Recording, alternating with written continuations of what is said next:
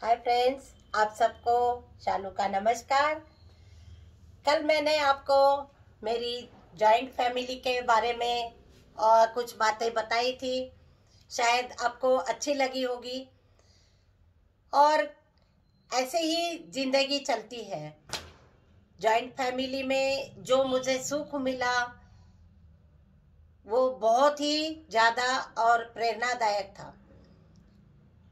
और इसकी वजह से ही मैं बाहर जाना आना कर रही थी। कुछ बच्चे धीरे धीरे बड़े बड़े हो रहे थे। बेटी मेरी 3 साल की हो गई थी। और फिर मेरे दिमाग में शुरू से ही था मैंने कुछ करना है। तो जैसे ही वो फिर से मेरे को जब ये जॉब मिल गई थी तो 1 साल तक मैंने स्कूल में आना जाना कर लिया। कभी 8 दिन, कभी 4 दिन, कभी 2 दिन। जैसे वो बीमार रहती थी टीचर तो मैं चली जाती थी। उन दिनों में मुझे 79 में मेरी एक दिन का तनख्वाह थी 25 रुपीज़। 25 रुपया एक दिन का मुझे मिलता था। तो जैसे 8 दिन कर दिए तो मुझे 200 रुपये मिलते थे। तो वो 200 रुपये भी मेरे लिए बहुत ज़्यादा थे उन दिनों में। क्योंकि कुछ तो चल रहा था। Something is better than nothing. तो कुछ पैसे, वही 200 रुपये मुझे बहुत लगते थे कि मेरे लिए बहुत है। 2 दिन कर दिए तो 50 रुपये हो गए। ऐसे ही मुझे मतलब लगा कि चलो, और थोड़ी हिम्मत आ गई कि मैं भी कुछ मतलब कर सकती हूँ।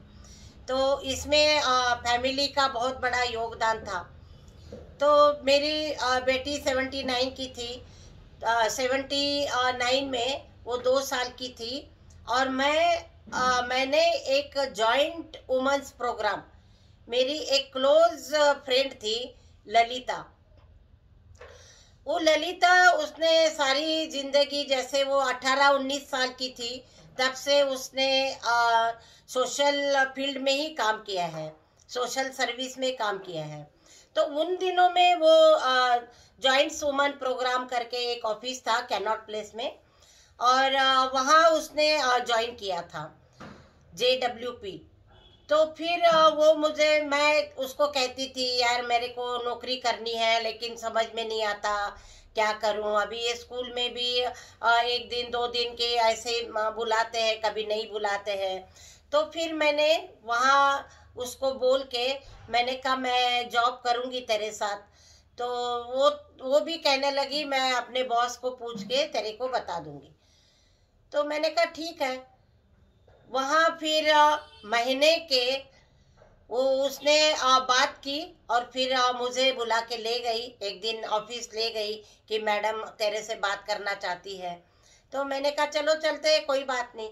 फिर मैं उस ऑफिस में गई, और मैडम थी बंगाली, उनका नाम याद नहीं आ रहा है, कुछ अच्छा सा नाम था उनका।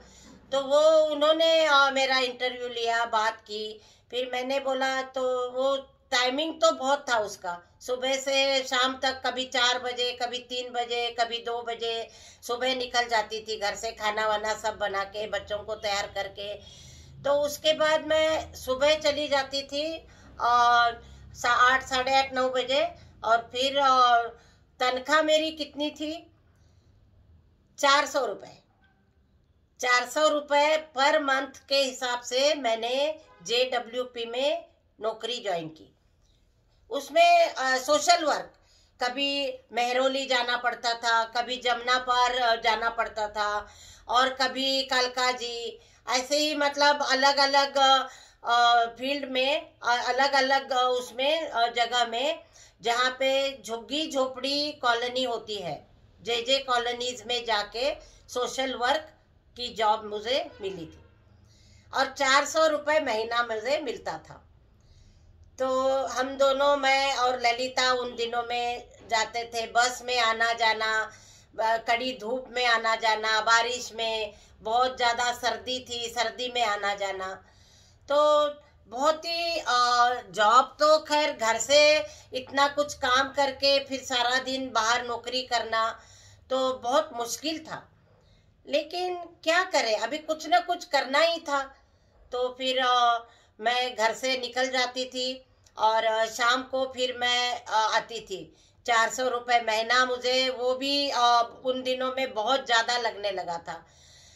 आजकल जो खुशी मुझे 40,000 50,000 में भी नहीं मिलती है, वो खुशी मुझे 400 रुपये में उन दिनों में मिलती थी। तो ऐसे ही जिंदगी में मैं धीरे धीरे आगे आगे निकलती गई, कुछ न कुछ काम मिलता रहा। फिर उसके बाद वो नौकरी भी मुझे कुछ दिनों के बाद छोड़नी पड़ी, क्योंकि बात ही ऐसी हो गई थी कि मुझे नौकरी छोड़ के घर में बैठना पड़ गया था, घर में रहना पड़ा।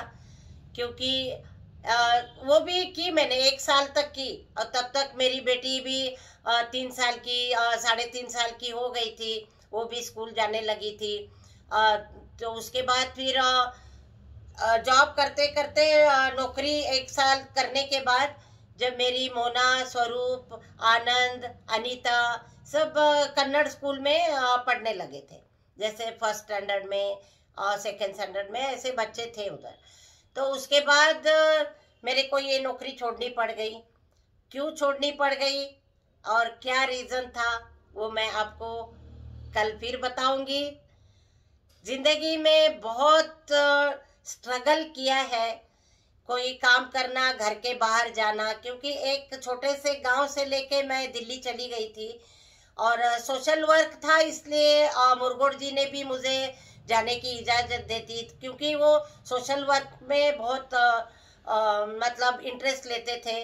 सोशल वर्क उनको खुद को भी अच्छा लगता था, तो इसलिए मुझे सोशल वर्क मैंने 1-2 साल किया और उसके बाद मुझे छोड़ना पड़ गया।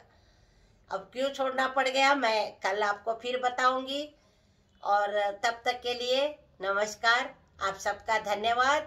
आप सब मेरा दादी माँ का बचपन देखते रहिए और मेरा स्ट्रगल भी सुनते रहिए, और लाइक जरूर करिए, शेयर करिए और सब्सक्राइब करिए।